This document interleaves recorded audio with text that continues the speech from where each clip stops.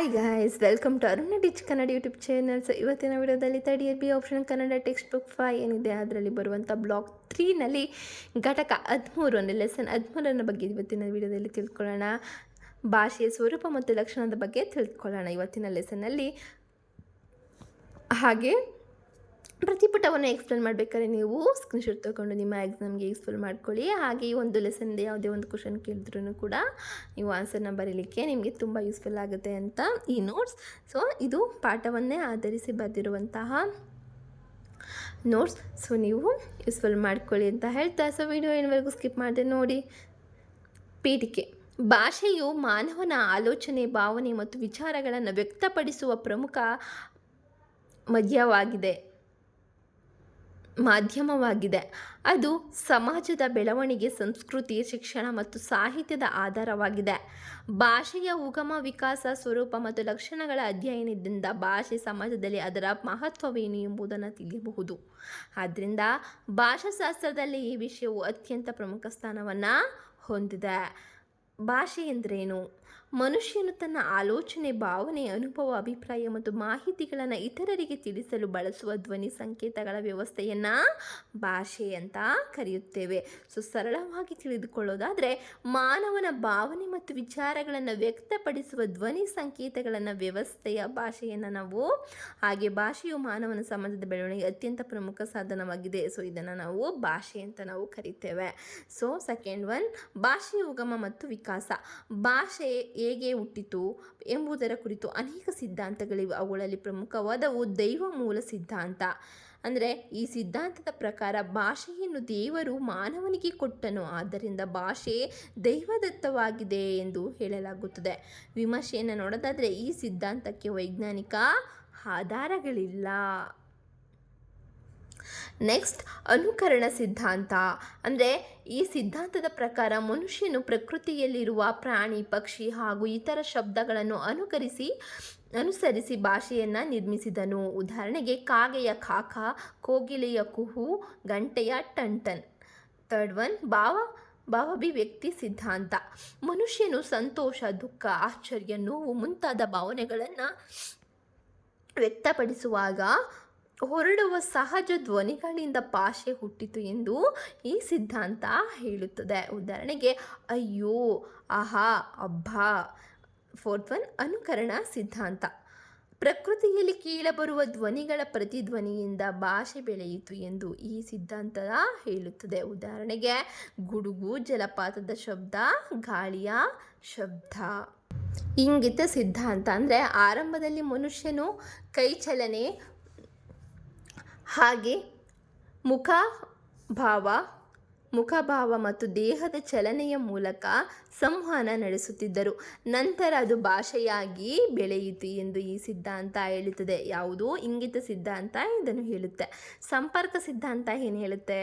ಮನುಷ್ಯನು ಸಮಾಜದಲ್ಲಿ ಪರಸ್ಪರ ಸಂಪರ್ಕ ಸಾಧಿಸುವ ಅಗತ್ಯದಿಂದ ಭಾಷೆ ಹುಟ್ಟಿತು ಎಂದು ಈ ಸಿದ್ಧಾಂತ ಹೇಳುತ್ತೆ. ಥರ್ಡ್ ಒನ್, ಭಾಷೆಯ ಸ್ವರೂಪ ಮತ್ತು ಲಕ್ಷಣಗಳನ್ನು ತಿಳಿದುಕೊಳ್ಳೋಣ. ಭಾಷೆಯ ದೈವದತ್ತವಾದುದಲ್ಲ.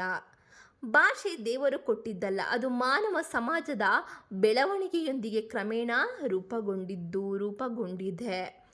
ಸೆಕೆಂಡ್ ಒನ್, ಮನುಷ್ಯನ ಭಾಷೆ ಪ್ರಾಣಿ ಭಾಷೆಗಿಂತ ಭಿನ್ನ. ಹೌದಲ್ವೇ? ಪ್ರಾಣಿಗಳು ಕೆಲವು ಧ್ವನಿಗಳ ಮೂಲಕ ಮಾತ್ರ ಮಾಹಿತಿ ನೀಡುತ್ತವೆ, ಆದರೆ ಮನುಷ್ಯನು ಭಾಷೆ, ವಿಚಾರ, ಭಾವನೆ, ಜ್ಞಾನ ಮತ್ತು ಸಂಸ್ಕೃತಿಯನ್ನು ವ್ಯಕ್ತಪಡಿಸುವ ಸಾಮರ್ಥ್ಯ ಹೊಂದಿದ್ದಾನೆ. ಭಾಷೆಯ ಒಂದು ಸಾಮಾಜಿಕ ಕ್ರಿಯೆ. ಭಾಷೆ ಸಮಾಜದಲ್ಲಿ ಹುಟ್ಟಿ ಸಮಾಜದಲ್ಲಿಯೇ ಬೆಳೆಯುತ್ತದೆ. ಜನರ ಪರಸ್ಪರ ಸಂಪರ್ಕದಿಂದ ಭಾಷೆಯು ಅಭಿವೃದ್ಧಿಯಾಗುತ್ತದೆ. ಫೋರ್ತ್ ಒನ್, ಭಾಷೆ ಯಾರೊಬ್ಬರ ಆಸ್ತಿಯೂ ಅಲ್ವಾ? ಭಾಷೆಯು ಯಾವುದೇ ಒಬ್ಬ ವ್ಯಕ್ತಿಯ ಅಥವಾ ಸಮುದಾಯದ ಖಾಸಗಿ ಆಸ್ತಿಯಲ್ಲ. ಅದು ಸಮಾಜದ ಎಲ್ಲರಿಗೂ ಸೇರಿಸುವ ಸಾಂಸ್ಕೃತಿಕ ಸಂಪತ್ತು. ಸೊ ಇವಾಗ ನಿಮ್ಮಲ್ಲಿರೋ ಹಣ, ಆಸ್ತಿ ಎಲ್ಲ ಕಿತ್ಕೋಬೋದು, ಆದರೆ ನಿಮ್ಮಲ್ಲಿರೋ ವಿದ್ಯೆಯನ್ನು ಕಿತ್ಕೊಳ್ಳೋಕ್ಕಾಗುತ್ತಾ? ಆಗಲ್ಲ ಅಲ್ವಾ? ಹಾಗೆ ಭಾಷೆಯು ಕೂಡ.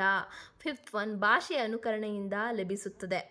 ಮಗು ತನ್ನ ಸುತ್ತಲಿನ ಜನರು ಮಾತುಗಳನ್ನು ಕೇಳಿ ಅನುಕರಿಸುವ ಮೂಲಕ ಭಾಷೆಯನ್ನು ಕಲಿಯುತ್ತದೆ ಅಲ್ವಾ. ಭಾಷೆಯು ನಿರಂತರ ಪರಿವರ್ತನಾಶೀಲವಾದುದು. ಕಾಲಕ್ಕೆ ಅನುಗುಣವಾಗಿ ಭಾಷೆಯಲ್ಲಿ ಹೊಸ ಪದಗಳು ಸೇರುತ್ತವೆ, ಕೆಲವು ಪದಗಳು ಬಳಕೆಯಿಂದ ಹೊರಹೋಗುತ್ತವೆ. ಆದ್ದರಿಂದ ಭಾಷೆ ಸದಾ ಬದಲಾಗಿರುತ್ತದೆ.